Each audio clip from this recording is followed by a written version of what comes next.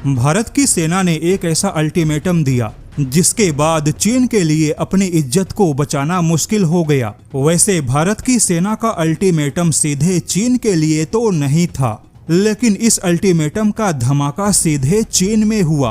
बता दे, यह पूरी खबर बहुत ही ज्यादा दिलचस्प है, क्योंकि भारत की सेना ने जो अल्टीमेटम दिया उस अल्टीमेटम से यह साबित हुआ कि भारतीय सेना के हथियारों के चुनाव का जो पैमाना है, सेना ने अपने हथियारों के लिए जो मानक सेट किए वह चीन के मुकाबले बहुत ही ज्यादा कठोर और ऊंचाई पर है।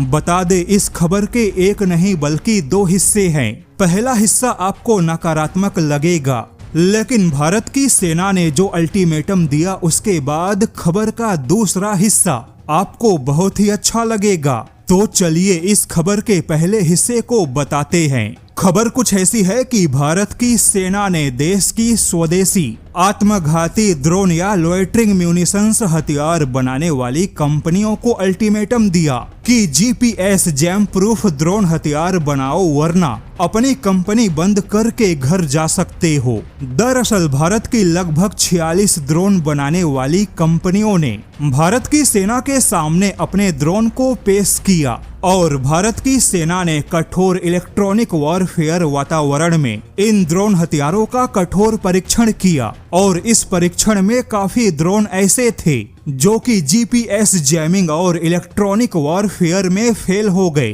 कुछ रास्ता भटक गए तो कुछ खुद गिर गए, जिसके बाद भारत की सेना ने ऐसे ड्रोन कंपनियों को अल्टीमेटम देते हुए कहा कि दमदार जैमिंग प्रूफ ड्रोन नहीं बना सकते तो अपनी कंपनी बंद करके घर जा सकते हो। अब यह तो खबर का पहला हिस्सा हो गया, लेकिन खबर का दूसरा हिस्सा बहुत ही ज्यादा दिलचस्प है।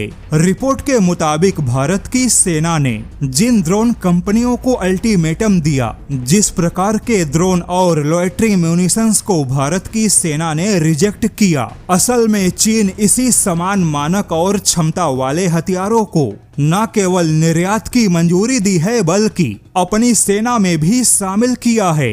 अगर और आसान भाषा में समझाया जाए तो जिस प्रकार के तकनीकी क्षमता को भारत की सेना ने रिजेक्ट किया, ठीक उसी प्रकार के तकनीकी क्षमता वाले ड्रोन या लोइटरिंग म्यूनिशंस फिलहाल में चीन की सेना में ऑपरेशनल है।